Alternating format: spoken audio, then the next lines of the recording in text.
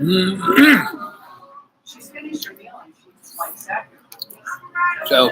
good morning, good evening, good afternoon, wherever you are, and welcome to Dreamy Dreamland, Essential.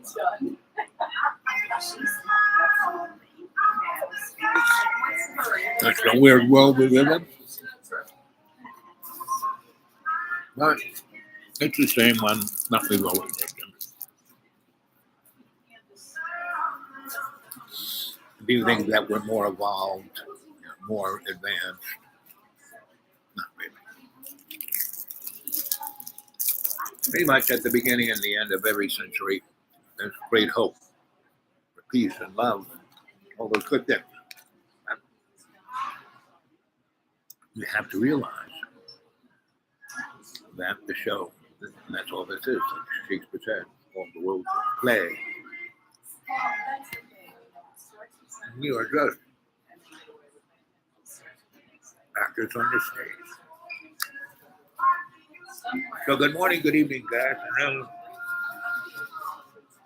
and welcome to Dreamy Dreamland with Sensei Album.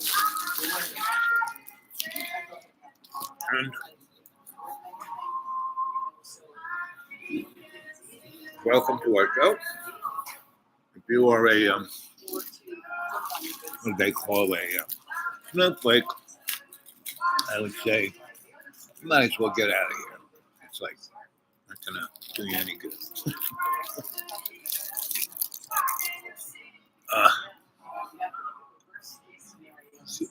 Yeah. So,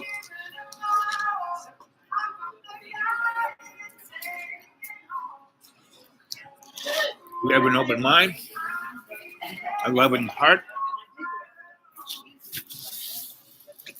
a forgiving mind.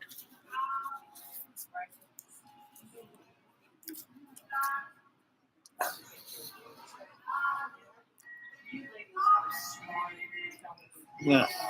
Well, it's up to you. You are the decider. You know? Back in the day, when the burning bush visited Moses up on the hill with the sheep, they had this nice conversation about, because Moses had just, skedaddled from Egypt.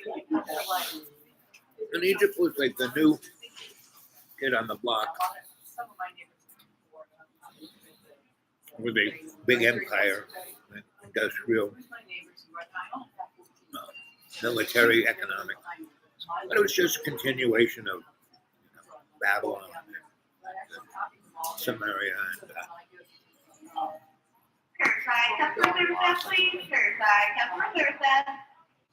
the sky gods. I came before all of that. If you were to read the Old Testament and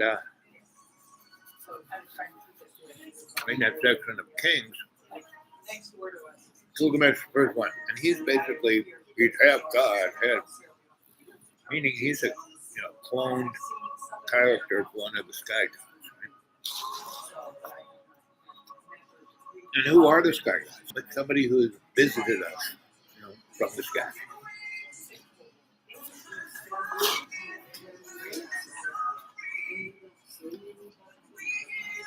That's why they call them gods, right? But really, they were just interlopers.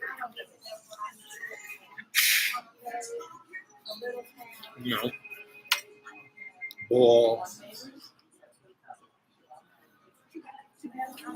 and Taurus, Isis, the Eye of Horus, all of the above. And the real God. And so people, like a good example is this guy Putin and Jojo, the used car salesman. And they are all basically poster boys, like Elon Musk and Jeffrey Bezos.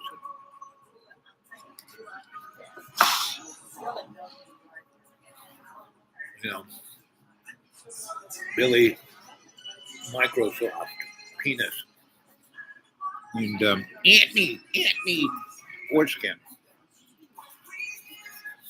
All these guys just push each other.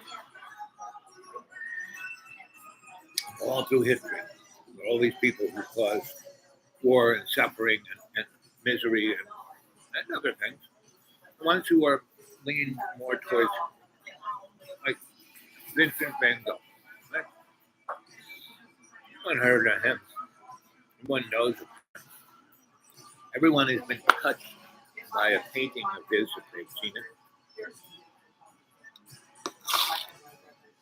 But how many of you can tell me who the top financial, military, and political character in France, or Brussels, or Germany, or Italy, or England, or America at that time? But you know it. You know Vincent van Gogh. Why is that? Because he was acting. He was being the character of the artist in the first person. He was painting because he had to. He had to.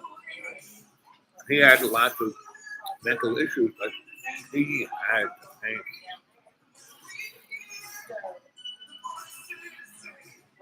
And when people have those mental issues, and pretty much everyone has them, but the key is, what do you do with them? Right? And this goes back to the motif of the end times. They're not coming anytime soon. Someone asks you, so when's the end times coming, Jesus? They're above my pay grade. And when we were driving up the West Coast from the Ring of Kerry to Galway, the old crone said, we had a real interesting conversation. And when we visited her friend in one of the Rings of Kerry, and he was an old guy, buddy of hers, and she was older than he was. And in that flight suit, that red Baron flight suit she was wearing, driving her screaming red XK12, I mean, she was 12-cylinder Jaguar. And could move. She worked on it. And we got back to her farm. In the farmhouse was like the Tartarus. And Doctor Who's Tartarus. Looked like a little farmhouse, like little Irish stone farmhouse. And it had, a little farmhouse, but it had a kind of thatched roof, but it was made out of like concrete. That was thatched. And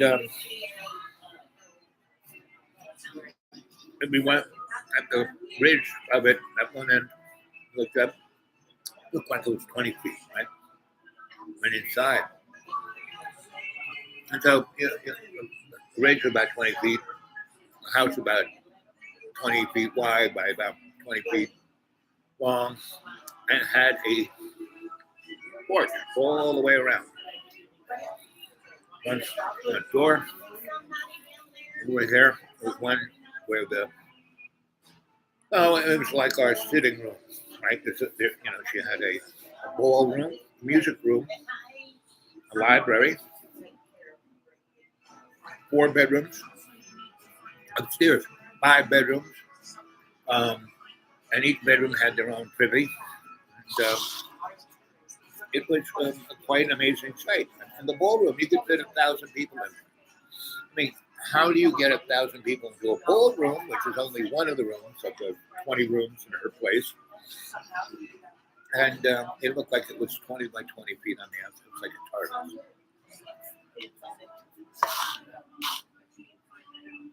And the corner that faced south had glass all around it, and the roof too. It was like a hot house. And so you drove off that road, right, about where the cul-de-sac is, when you went into these deep, dark, like it was nighttime, you had to turn on the headlights. And you couldn't see into the woods. It was darker than dark. And we went for a long way, and then you popped out. And there was this hill, and there was a mountain. There was a big waterfall over here, and a small waterfall over here, a big pond or a small lake, and a small pond, big pond. And that had fish in it that you could just, that she was, there were all kinds of things going in the little pond. There were all kinds of things in the big pond, too. In the big pond, it was a small lake. There was a place that she had a number of boats, some canoes, and she had this really sweet little sunbeam sailboat.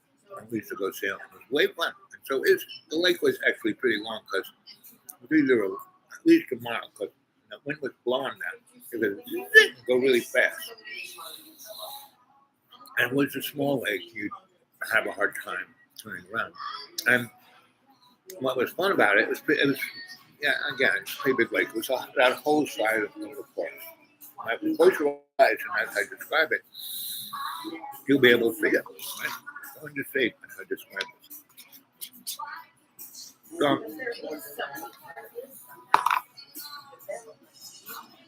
I mean, leaving her friend, and his name was Hero. I mean, that's what she called him. She's, when we go there, we're going to meet a hero.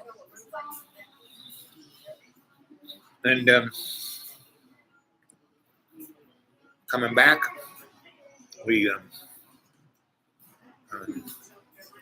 she told me the story how she met him in Oxford, and she was, she got her MD, and they said, well, that's nice, but you can't do anything for that here in England. So she went to Ireland and started working in Dublin and got involved with the, NRA, not the NRA, the IRA, or whatever they were calling themselves at that time, the Liberty Movement. And,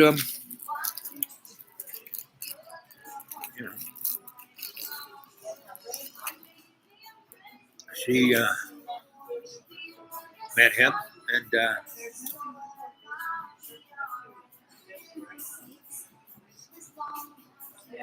he was Irish, but English Irish. From Northern Ireland, his daddy was from England. And mom was a daughter of a Protestant minister, English. But he didn't be oppressed up there. So he was going to Trinity, and that's when I met up. And she was studying Gaelic, the Irish culture, the Druids, the Bards,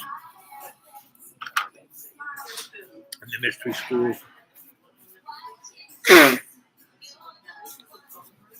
And she was probably, this was in the early O's of the 20th century. And she had gone through Oxford, and she had gone through the other school and got a medical thing, and she went to Trinity. And that's where she met. She was older than he was. And mom, they were there. And they just kept going to school, writing things, publishing, getting involved in all these mystery schools. And her mother, who was a duchess or whatever she was, they were married to, her daddy was an earl or a duke or something. But her mom was just an Irish crone. It was her grandma. And he had his family, his English family, had properties, castles in Ireland, right? Had a really big, fancy house in the English aristocrat section of Dublin above Trinity. So her daddy was a scholar, and her mommy was a midwife, naturalist, and so that's her pedigree. And here we are, 15 minutes and 15 seconds into Dreamy Dreamland with Sensei Al Bob. I, your Sensei, your Griot, here to tell you a story. Again, this show ain't for children. Anyone who has a kind of personality can be watching. Anyone who's a snowflake, oh, that makes me feel uncomfortable. Oh, he said armpit. Oh my God. Oh, he's talking about hair. Ah. So, I first want to thank everyone who has sent me something on PayPal, and it allowed me to spend the last pennies I had on food that'll last me the next 2 weeks easy. And I also got to fill my gas tank up, and that once I get home today, I'm not going anywhere until end of next week. I have a doctor's appointment. So I could really, really, really use some help if you would be so inclined.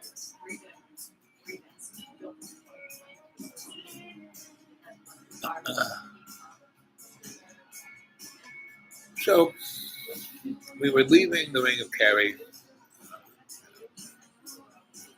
and we were on the West Coast Road, zipping along the coast. And the mountains come down on the west side, down, way up here, Limerick, Dingle. Well, they're in the middle. But that's where the mountain range kind of goes along the west coast. Up there, and there are a whole bunch of little, I would call them hamlets, not even towns. I don't know what they are now. They're probably gated communities. Anyway, and we were zipping up this. There was nobody. And we left Dublin. It was kind of cloudy, overcast, kind of almost. By the time we hit, Limerick, it was a very, very nice day. The west coast of Ireland is like the Gulf of Mexico hits it. It has palm trees. That Ring of Kerry, the warm water of the Gulf of Mexico goes in there. In wintertime, it's like 70 degrees because it's shallow. The sun is hitting it in the Gulf of Mexico, so it's not cold. Whereas on the other side of Ireland, that's the North Sea. It's always gray and thick. But the west coast is very nice. So we're flying up the road, and she's telling me a story about Europe and how about they had gone to school, they had been involved in all these amazing things, and she had a brother who stayed in England, and it was a lawyer in London, and his worked for J.P. Morgan's investment bank in London, and he was following his great grandfather's footsteps of being a real dickhead and oppressive English empire builder, right? And so, this was going on, and then World War I came about, right? And they, by that time, in 1915-16, they actually went first to 14, maybe. They went to, or earlier, like maybe before, maybe somewhere between 1908 and 1911, they went into Europe. They went and studied at Sorbonne. They went and studied at the biological place in Paris. What's his name? The guy who made France Scientific Pasteur, right? Louis went to his school, and then they went to Germany. There were a ton of mystery schools, like Pool Society, and not the Berlin School, but Dresden School, some school. That was, that I coined the phrase, the Institute for Aesthetically Adept and Appropriate Technologies. That's what they were. And Rudolf Steiner came from that, in between the Thule and this other, what's the name of it? Something school. So, 2020, love it. Oh, there's one person there, one thumb up. So she and Hero went to all of the great teachers and all of the great art scenes, all the salons in Paris for a good 8 years, because they both came from relatively well-to-do families. He really came from well-to-do families, and in those families, Anthony, how are you doing, buddy? I'm telling the story of the old crone and what she was doing before World War One. Deep green is good. When I came back, it was exactly as I left it. Right? And the summer and fall, we had a pretty dry summer.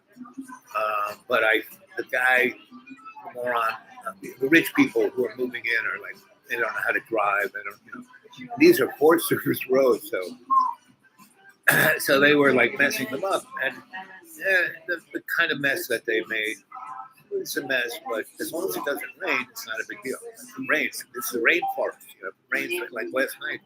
We had 2 inches of rain in about 4 or 5 hours.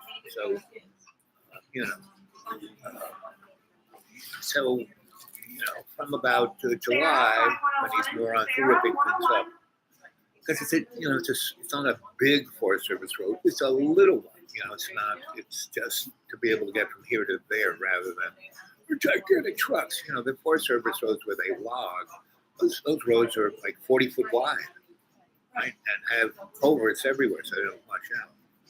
Not this one. And so I spent a good month and a half raking it because I have no, equipment, and putting swells. Swells where you put this thing that allows the water, instead of going all over the road, eating it up and then causing it to fall off the cliff, it takes the water right away. It's like having a storm drain, right? Goes that way, right into the woods. So when I came back, it was amazing. It was the best in 20 years that it ever been.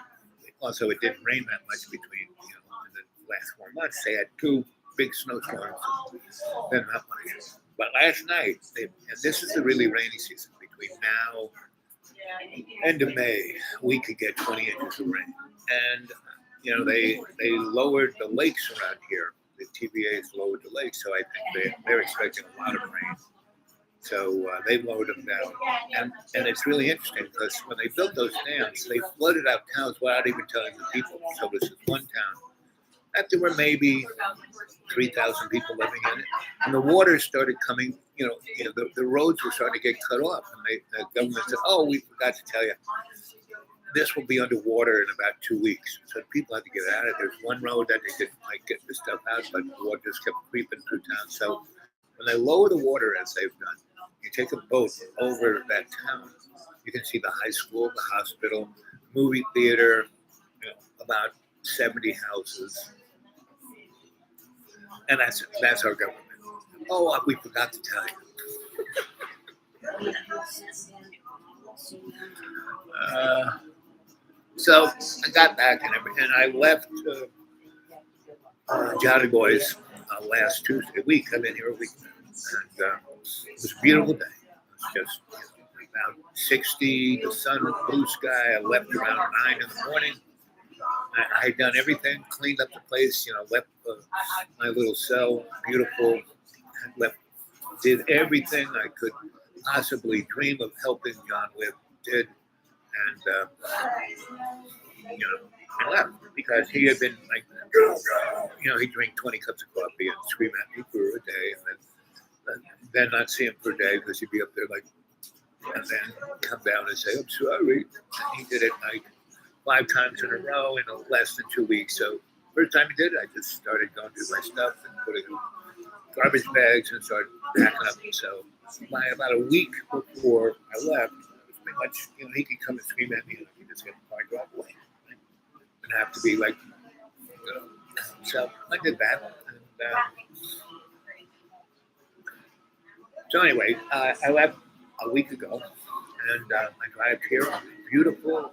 There was no traffic on the interstate. It was all great, and on the back roads, they were in great shape. And drove through my little towns and checked out a few people and a few things. Took care of all my little errands before I even got home.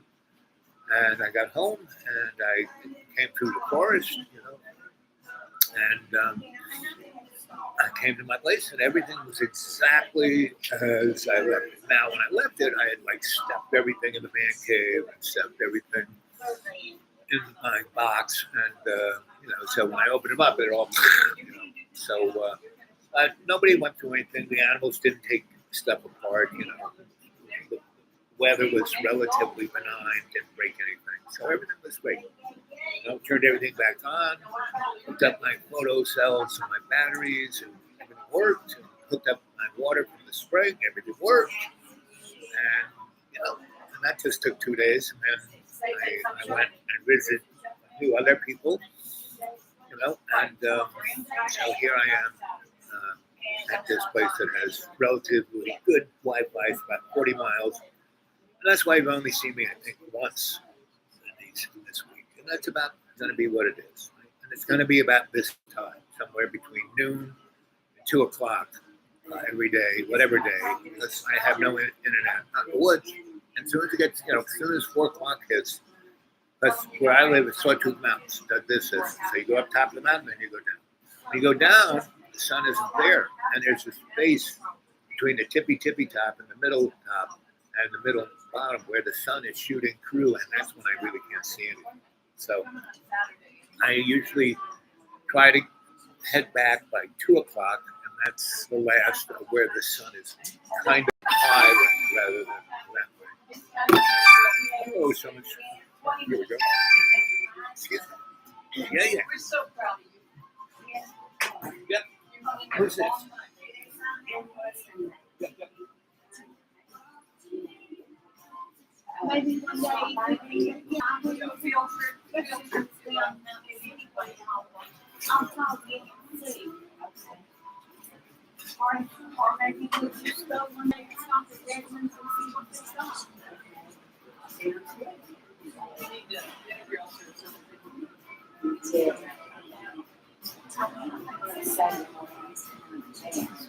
Yeah, that's what I'm thinking. Safe time. Well, I've enjoyed it, love. Yes, ladies. Always. Oh,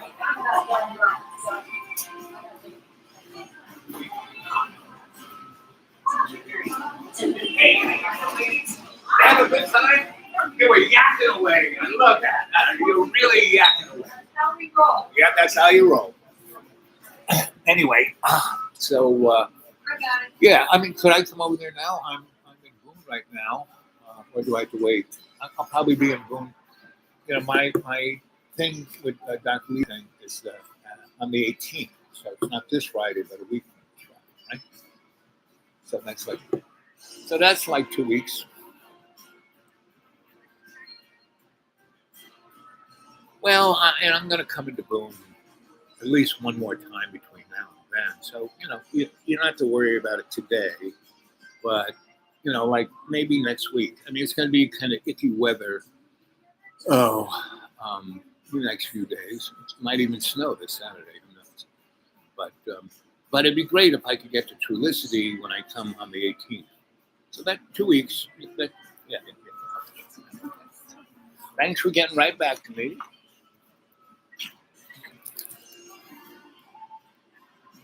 Right, sounds like a plan.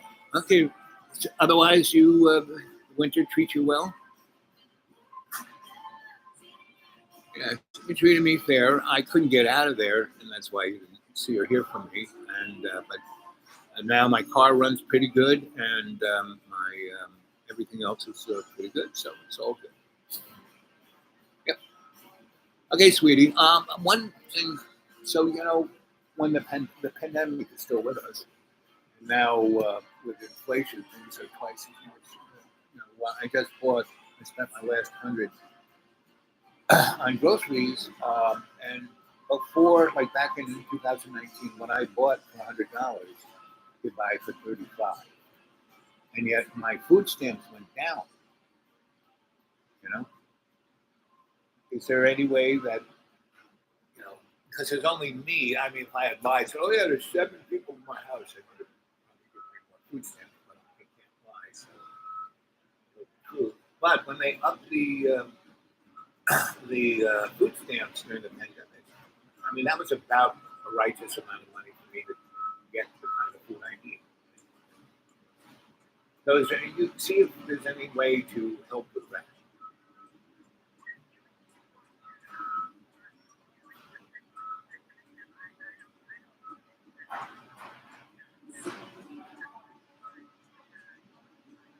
Okay, who's that? Could you, tell her and maybe she can give me a buzz and ask her that question? And just maybe. Oh, I want. I'll talk to you next week.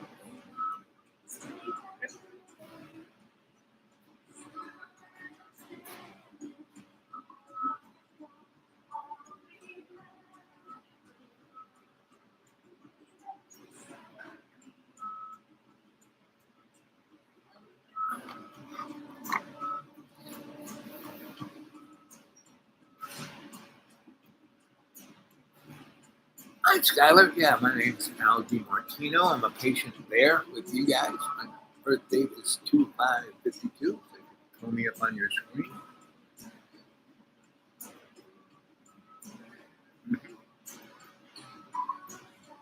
And could you speak up because you have such a beautifully demure voice, but I can't hear it.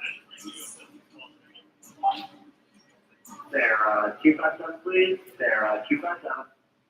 So I'm in a place where machines are rumbling and intercom systems are squawking. And so, speak now. Let's see if I can hear you. A little bit.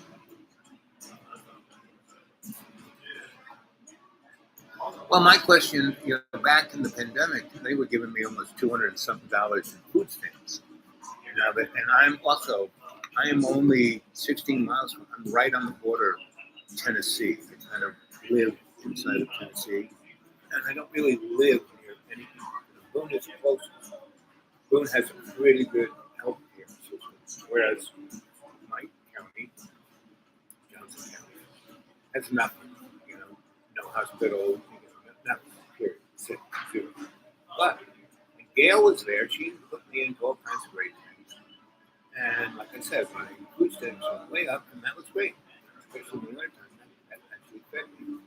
But now I think it's our governor, the governor, said no, these poor people don't deserve that. So I'm down to like $75 food stamps per month. Is there any way that you know of, like any federal thing that could subsidize that? I know you're in North Carolina and things would be different.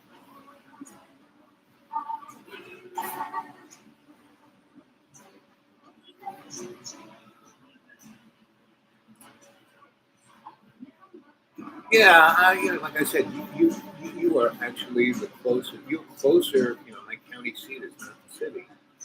They're about 26 miles from my front door, and you're only 16. So Boone is and the shopping is a little more centralized. Where the Walmart is, there's a food line and all those other stuff. So that's the easier place for me to just come one place. And that's why you guys are my doctor, because that's the other thing.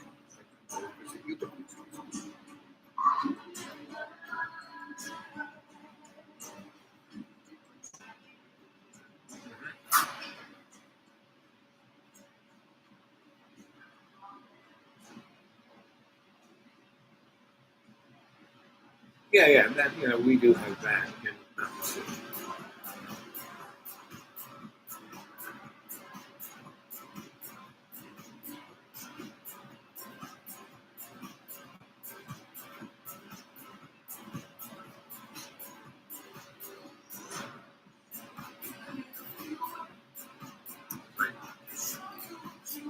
And I'm like, the only thing I get is Social Security. That's the only thing. I have no job, no investments, no nothing. I get 700, whatever the lowest. Because for my whole life, I was consultant. I didn't work for a corporation or a company that just took it out automatically. And I really didn't work for it. I did other things. And I had a life and traveled the world, as an artist, and I lived like a millionaire on nothing. And I still do. Like summertime, I have a nice little garden. And I live in the middle of the national forest, and I eat a lot of stuff out of that.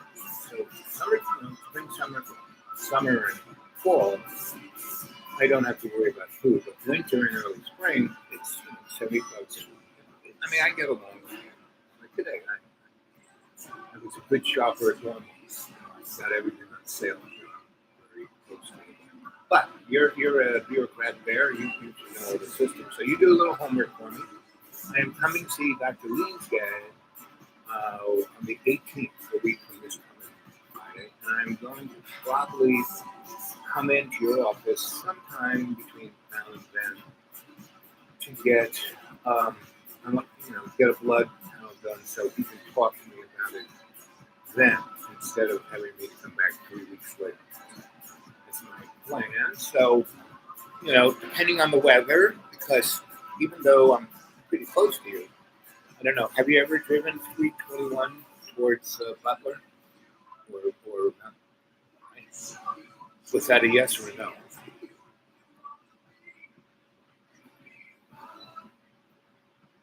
Because it's a real sawtooth mountain, meaning from boom. Once you turn off the 421 onto 321 there, the skating rink, and boom, it goes up and down 15 Mark, give us a phone call on 101, please. Mark, line 101. and it goes up and down by about two of them are like maybe 2,600 feet. The other one's more than 1,000. So it goes up and down more than 1,000 feet 16 times, and it goes around. It's like a real deadly road. I mean, since the rich people have moved into our neighborhood, we had maybe 2 bad car crashes every year. Last summer, we had 25 crashes and 6 people died. All rich people, all people in Mercedes and Lexuses. I mean, it's a good way to get rid of rich people, but they'd be driving around on a beautiful day. Oh, look at this! It is a most amazing thing, but they have 90-degree air turns at the bottom of these hills. So if you don't know it's there and you're coming down that hill at 60, you're dead. So that's the neighborhood I live in, and it's sometimes, it's shorter, and I know every inch of the road. It's and I have a car. If it goes away, I'm walking. I have no money to buy. So that's my, I'm a well-educated, highly sophisticated, really, for all the things I did that I used to get paid pretty good, I have been replaced with an app. So, but I'm enjoying my life. I'm just telling you the reality. And how old are you? 24, 5? And you got yourself some kind of sociology degree? Anyway, pretty much the job you right now have would probably be, replaced by a phone tree and an app in a year or two. Even the whole medical world is going to be replaced by that, because anything that is the same and repetitive, that's the thing for AI. It's what AI will. So it's going to be interesting. And I'm in my 70s, and I've had like 20 lives, so I'm a pretty happy guy. Right? I've done some amazing things. And then I was like the Forrest Gump of culture. So what history did you study? What history did you study? What history did you study? Uh-huh. Right?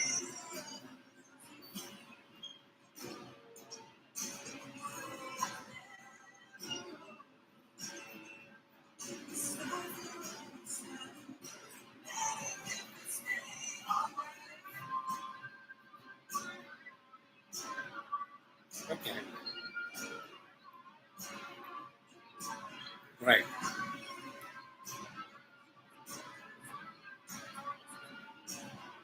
And you don't know whether that's true for Tennessee. Oh, I'm going to try that because I know those people there. Yes. When I go to Mountains, I will go visit them. Ask them. I appreciate it. That's a good 411.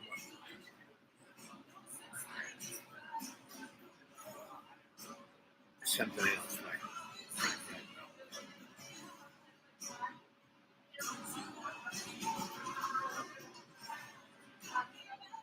right? Right. I appreciate it. And your name again? Your name again is Kyler? Skyler, like the sky. And what is your extension? Grocery to receiving, please. What was Grocery that? to receiving. 124. Okay. And the lady who sent me over to you, what is her extension?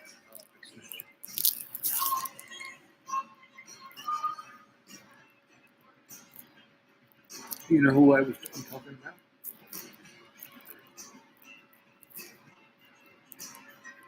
Meg. Right. So, okay, Skylar, and you're 124, right? Okay, Skylar, you have a beautiful week now. Talk to you later.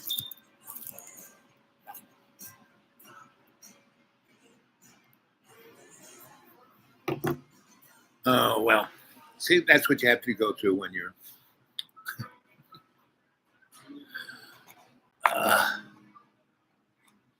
So, 42 minutes.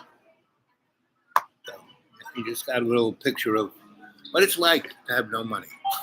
Amanda, You know. receiving, please. Amanda, receiving. I subsist on $72 a month for food. That's in my budget. You spend that, what'd you say? You spend that in an afternoon at the pub? Oh.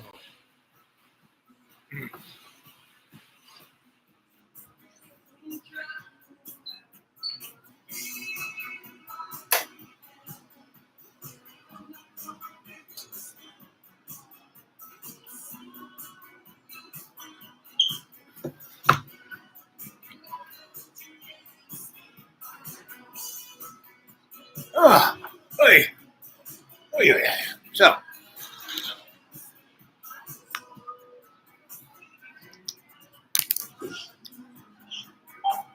Rebecca, page 238. Rebecca, 238. arr. What time is it? Oh, well, I don't seem to, there's no one here. I got 2 thumbs up. That's nice. Again, anybody who watches this, watch all the other ones. You know, I've got 2,000 shows. They'll take a look. Should have bailed before, but I'm bailed now. Okay.